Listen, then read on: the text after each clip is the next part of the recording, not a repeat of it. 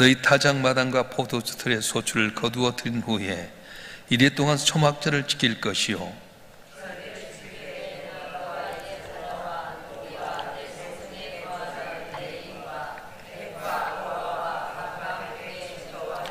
내 하나님 여호와께 택하신 곳에서 너는 이래 동안 내 하나님 여호와 앞에서 절기를 지키고 내 하나님 여호와께 내 모든 소출과 내 손으로 행한 모든 일에 복 주실 것이니 너는 온전히 즐거워할지니라.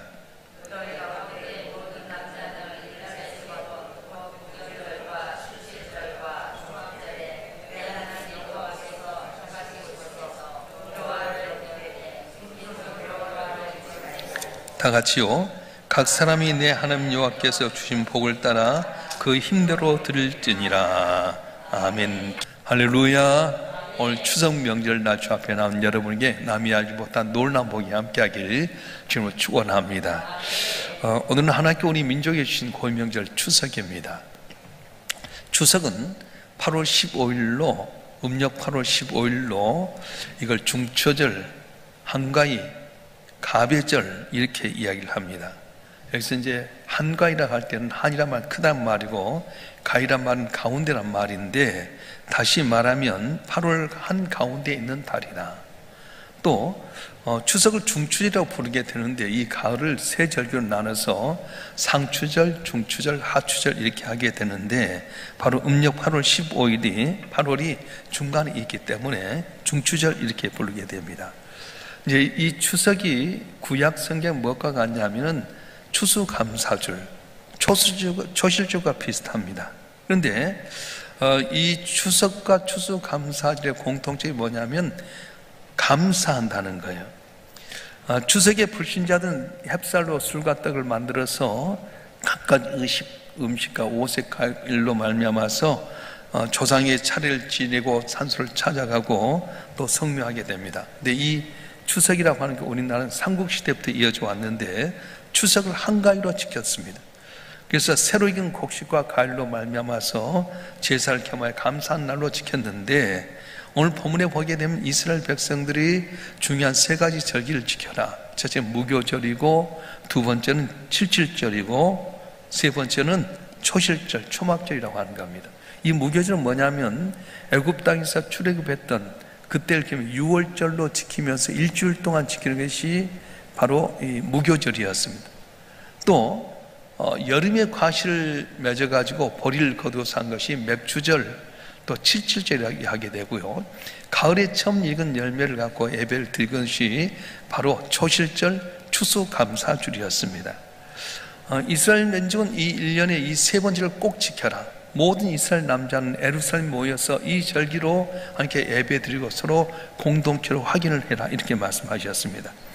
그래서 오늘 본문의 말씀은 이스라엘 백성들이 이 초실절 추석을 맞이하면 꼭 너희가 예루살렘에 모여들어서 명절을 지키라고 하게 되는데 그건 중요한 의미가 있습니다. 어떤 의미가 있냐면 감사라는 거예요.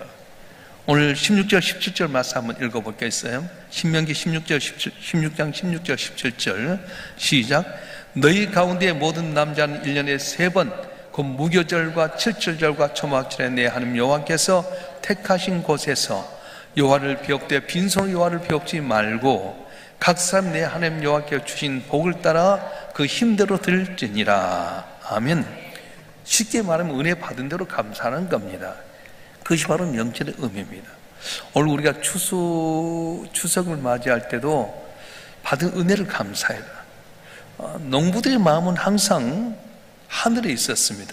농사가 자기가 애쓰고 노력이 된 것이 아니라 하늘이 도와줘야만이 곡식이 결실할 수 있기 때문에 농부의 마음은 항상 하늘에 있었어요. 그래서 곡식을 거두게 되면 이걸 갖고 먼저 하늘에 감사했습니다. 그날에 어려운 일이 생긴다거나 또 불편함이 있으면 꼭 기우제를 드렸어요. 이처럼 자기들이 항상 하늘의 은혜가 아니면 살 수 없다는 걸 농부는 알았습니다.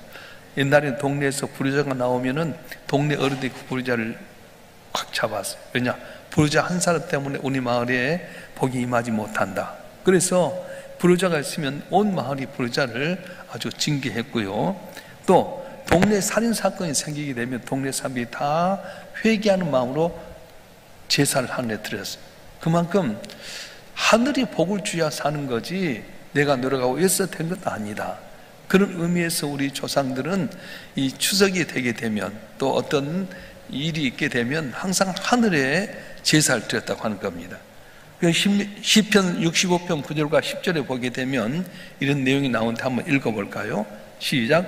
땅을 돌보사 물을 떼어시며 윤택하게 하시며 하늘의 땅에 물이 가득하게 하시고 이같이 땅을 예비하신 후에 그들에게 곡식을 주시나이다. 주께서 밖으로 물을 넉넉히 대사 그 땅을 평평하게 하시며 또 담비로 부드럽게 하시고 그 싹에 복을 주시나이다. 아멘. 이 시편은 절대적으로 우리 삶 가운데 윤택하게 된 것은 하늘의 힘이다. 이걸 시편은 노래하고 있습니다. 그래서 농부들은 절대 경거망동하지 않습니다. 농사를 지면서 첫 곡식을 거두게 되면 반드시 하늘에 감사의 제사를 드리게 되고요, 이웃과 함께 모여서 온 동네 사람들이 같이 모여서 여름 내내 수고했던 것에 대해서 서로 격려하고 그런 의미에서 음식을 나누고 술을 나눴다는 겁니다. 그래서 우리나라의 추석의 의미는 바로 굉장히 뜻이 있고 의미가 있는 절기입니다. 원래 그렇게 사는 게 인간의 삶의 본질이었어요.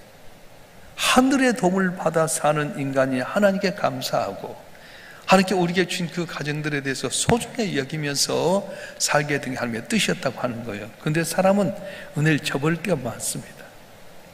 어린이 동화집에 호도나무 이야기가 있는데요, 어느 마을 입구에 큰 호도나무 한 가루가 있었습니다. 이 호도나무는 자기가 마을 사람들에게 참 열매를 맺어서 기쁨을 주길 원하는데 마음대로 되지 않는 거예요.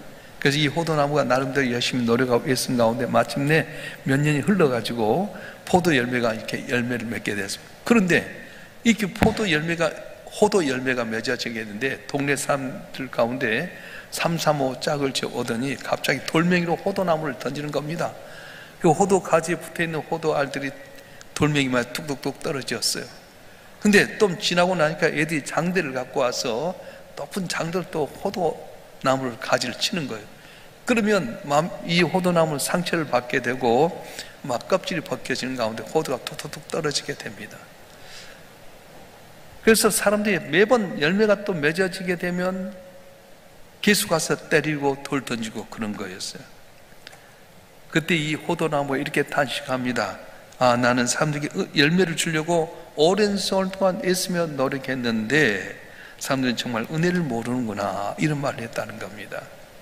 호도나무가 이렇게 열매를 맺기까지 노력해서 났더니 사람들은 그 열매를 떼기 위해서 가지를 때리기도 하고 돌멩이 던졌다는, 쉽게 말하면 은혜를 알지 못한 사람들을 비유한 것이 바로 호도나무라는 동화가 있었습니다.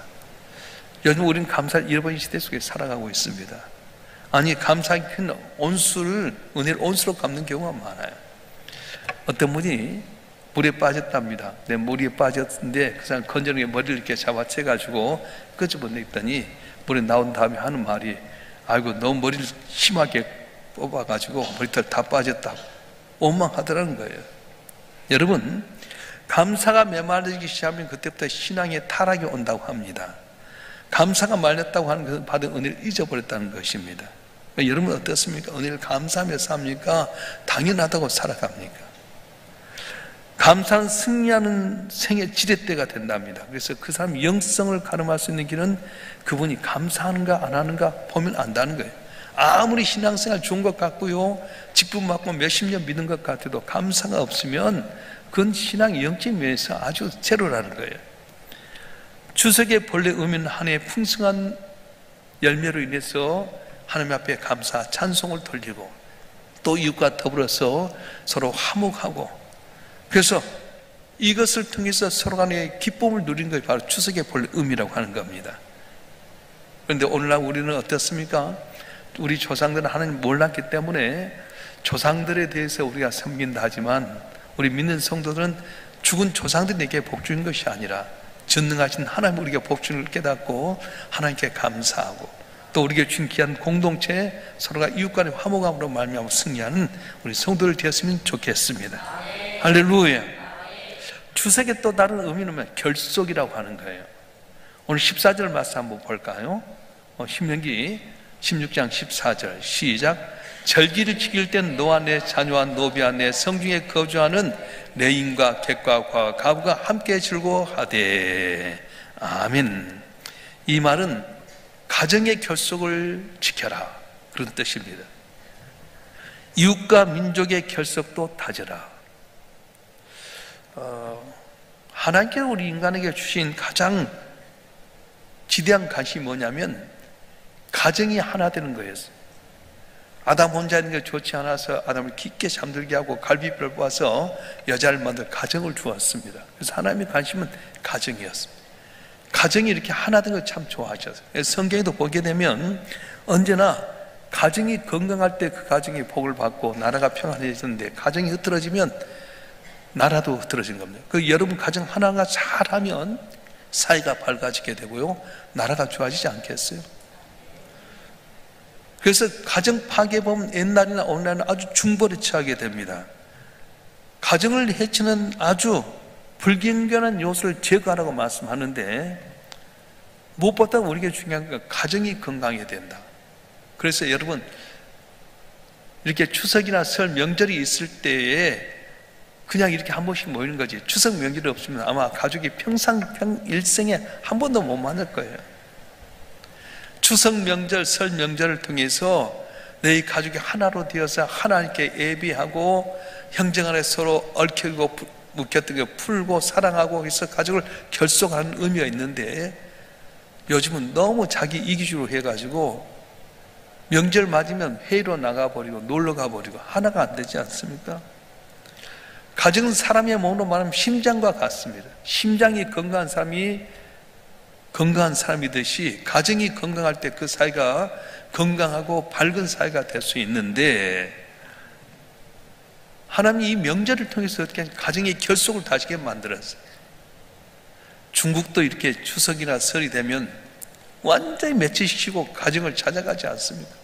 모든 나라마다 이렇게 명절이 있는 이유는 뭐냐면, 너희가 그때 한자리에 모여서 하늘의 은혜를 감사하고 가정의 결속을 지켜라, 그렇게 말씀합니다.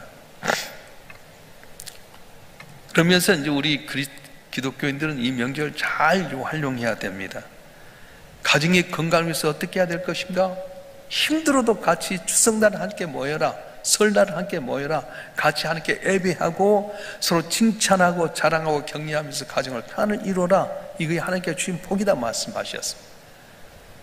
오늘 저와 여러분 한 분 한 추석날을 맞이해서 먼저 함께 예배한 여러분에게 놀라운 복을 줄 줄 믿습니다. 온 가족이 한 자리에 모여서 부모님 중심으로 해서 모여서 가족이 결석할 때 복이 있는데, 그렇게 못할 때가 참 많아요.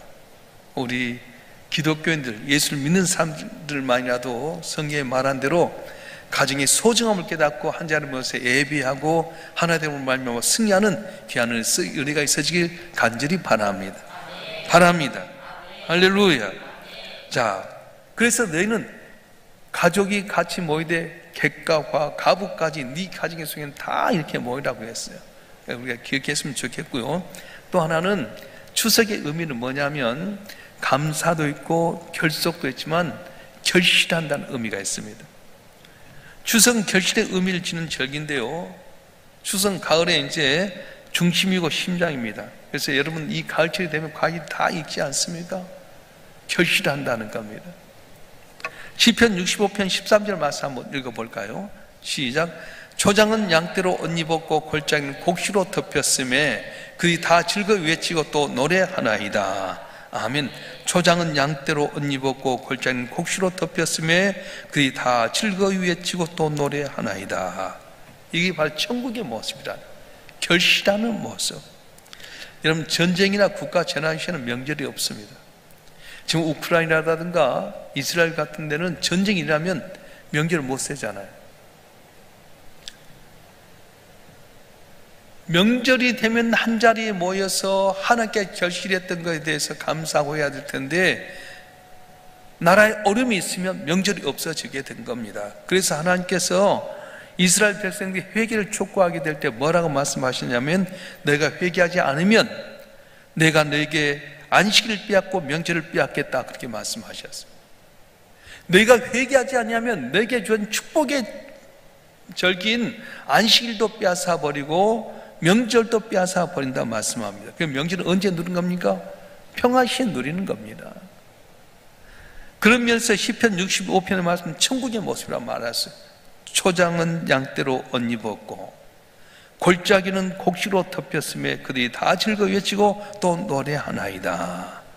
그래서 추석은 결실하는 것을 감사하는, 감사, 결속, 그리고 결실을 의미하는 거예요. 이제 우리가 깨달을 것은 모든 생명들은 반드시 결실해야 된다고 하는 겁니다. 이제 얼마 전에 이제 대전에 이렇게 내려가게 됐는데 택시를 타고 가면서 이렇게 가서 보니까 어느 과수원 옆에 있는데 거기가 사과나무가 있더라고요. 그런데 사과가 아주 빨갛게 익어갔어요. 야, 그걸 보면서 야, 먹으면서 참 좋다는 마음이 됐습니다. 그런데 지나간 사람도 그 모습을 보면서 좋아하는데 그걸 읽고 가는 이 주인은 얼마나 기쁘게 했어요. 하나님도 그럴 것 같아요. 우리가 결실하고 성숙해 가는 모습을 보면 하나님 얼마나 기뻐하겠습니까? 그런데 자라나야 될 텐데 자라나지 못하면 안타깝잖아요. 여러분 자녀가 계속해서 자라는 모습 보면 얼마나 부모가 기뻐요? 손자들 자라는 거 보면 참 어떻게 애가 저렇게 컸지 즐거움이 있지 않습니까? 하물며 우리 성도들이 말씀 안에서 잘 자라가면 하나님 얼마나 기뻐하겠어요. 근데 문제는 우리 삶 가운데 내 힘대로 내 뜻대로 살고 하나님의 뜻을 벗어나서 결실하지 못하면 한 마음 섭섭해한다고 하는 것입니다. 성숙해지고 결실하는 과일을 보면 다 보는 사람도 즐겁고 가꾸는 사람도 즐거워하는 것처럼 우리 성도들 한 분 한 분 말씀 가운데서 잘 자라나고 결실하면 우리 자신도 좋지만 하나님 보시기에 더 즐거움이 있고 기쁨이 있다고 말씀하는 겁니다. 우리는 어떻게 해야 됩니까? 변화되라는 거예요. 내 삶이 자라나야 됩니다. 자, 고린도전서 13장 11절 말씀 한번 읽어볼까요? 시작. 내가 어렸을 때 말하는 것이 어린아이 같고 깨닫는 것 어린아이 같고 생각 없이 어린아이 같다가 장사한 사람이 되어서는 어린아이를 버렸노라. 아멘.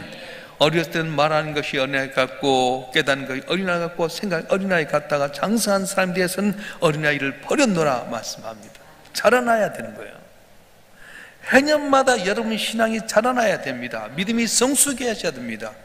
옛날에 함부로 이야기했던 옛사람의 모습을 벗어버리고 하는 말씀 가운데 자라갈 때 하나님 얼마나 기뻐하시겠습니까? 추석 명절을 맞이하면서 결실이 없는 그런 결과를 내면 추석은 아무 의미가 없다는 거예요. 흉년이 들고 농사가 피폐한 때에 추석은 우리로 하여금 시름만 안겨줍니다. 잘 돼야지 추석이 기쁨이 있는데 결실하지 못하고 오히려 흉년이 들면 그 추석이 우리 마음을 상처 주고 아프게 한다는 겁니다.